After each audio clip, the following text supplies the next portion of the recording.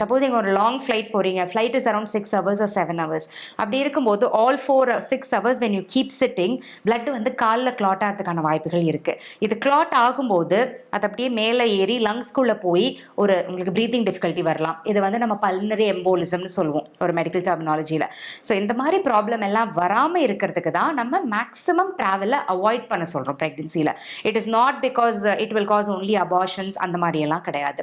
Because நீங்கள் ஃப்ளைட்டில் பார்த்தீங்கன்னா உங்கள் அந்த ஏர் வந்து கொஞ்சம் அந்த டீகம்ப்ரெஸ்ட் ஸ்டேட்ல இருக்கும்போது ஆக்சிஜன் லெவலில் வந்து we will be able to manage. If you're a normal healthy pregnant woman, நீங்கள் அதை வந்து மேனேஜ் பண்ணிடுவீங்க. that is not the only issue. The issue is நீங்கள் ரொம்ப நேரம் உட்காந்துருக்கும் போது இந்த லெக்ல வந்து இந்த கிளாட் வருது இல்லையா, அதுதான் ப்ராப்ளம். ஸோ இதை ப்ரிவென்ட் பண்ணுறதுக்கு நம்ம என்ன பண்ணலாம்? நீங்கள் வந்து டாக்டர்கிட்ட கண்டிப்பாக சொல்லணும் எவ்வளோ நேரம் உங்கள் ஃப்ளைட் ஜேர்னி இருக்கும்னு.